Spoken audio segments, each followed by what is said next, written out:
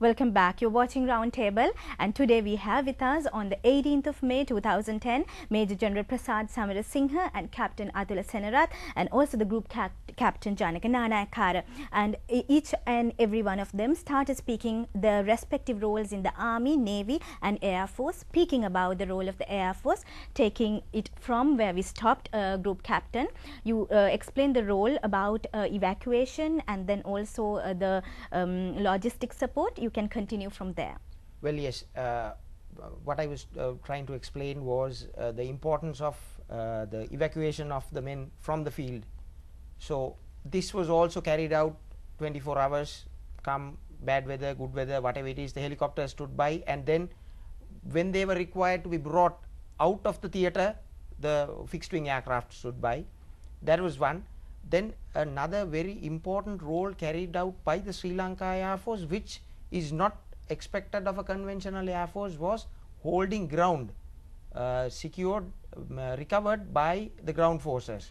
Well, almost 35% of the Air Force strength, physical strength, was dominated by the troops required to hold ground, actually, so that troops could be released for combat operations. So this is going beyond the classical role. Yes, going far beyond the classical role of the Air Force. And was there training for the ground deployment of the Air Force as well? Yes, they were trained.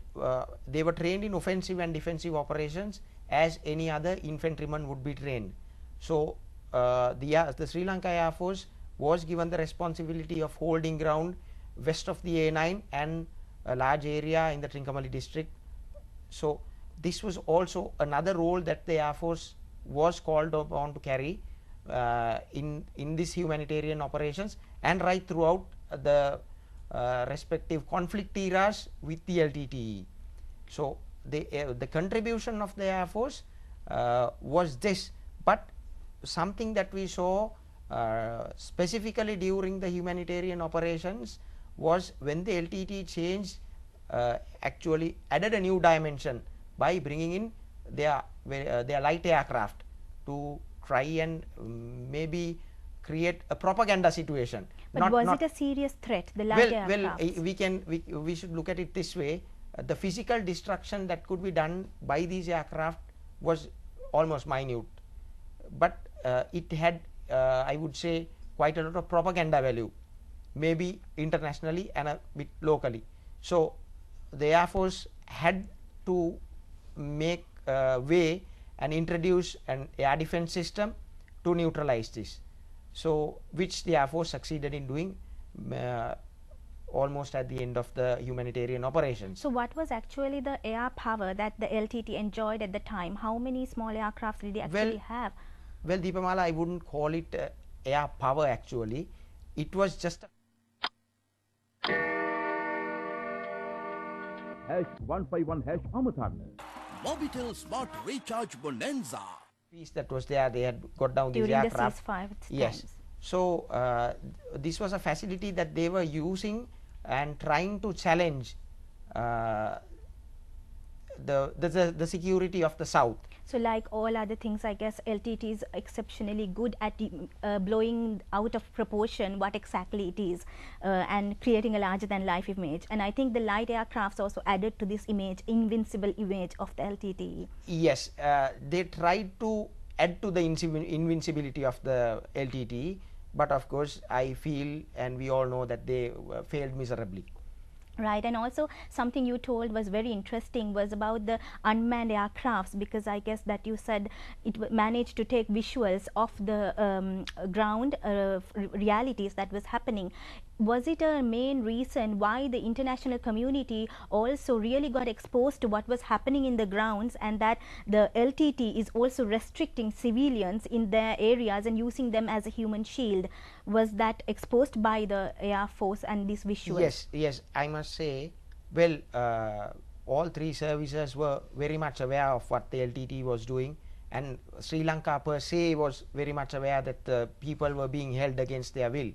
But when it came to the international community, this technology that we had, the unmanned aerial vehicles and this live footage, the real-time footage that we acquired from that area, which was shown to the international community through the respective ambassadors at Air Force headquarters, in the Air Force headquarters ops room, I think carried the message ahead, carried the message across our borders very, very clearly and very loud to show that the LTT, what the LTT was up to.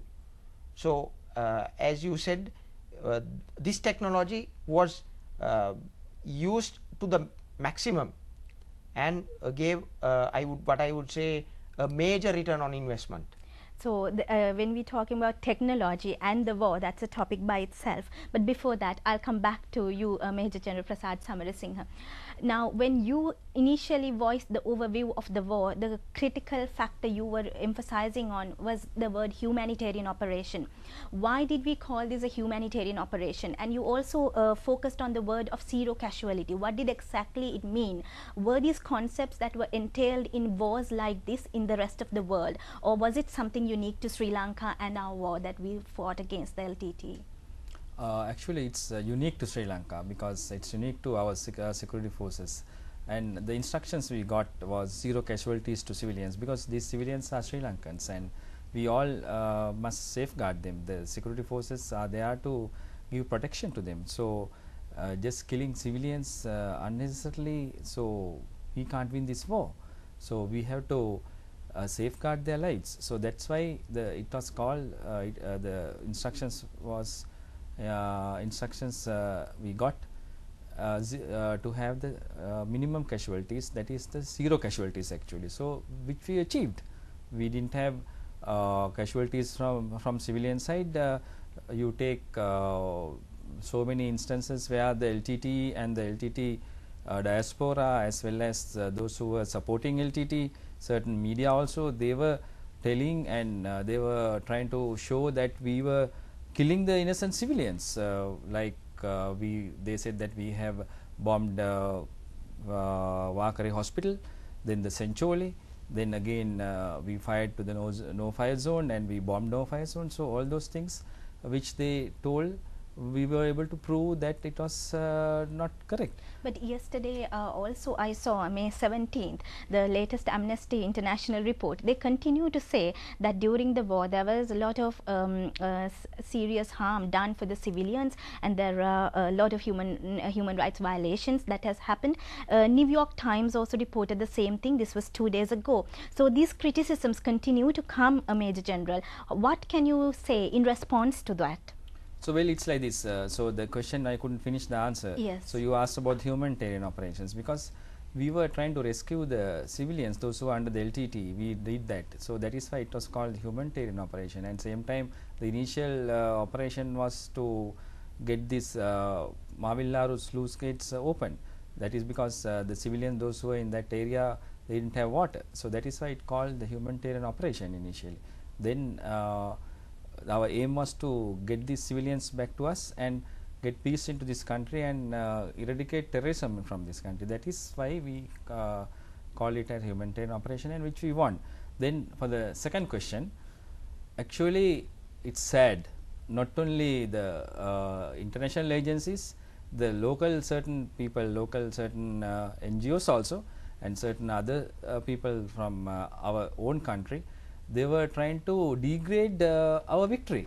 And because one thing I can tell you, now they didn't think that, they never thought in their dreams even that we were able to finish this war. And most of them, they were living from this war. They were getting money, and they were getting money from various countries, from various NGOs, and they were living because of this war. And various other countries also, they did not want to see that the war is over. So that is why now they still they can't believe that we completely eradicated LTT from this country, and we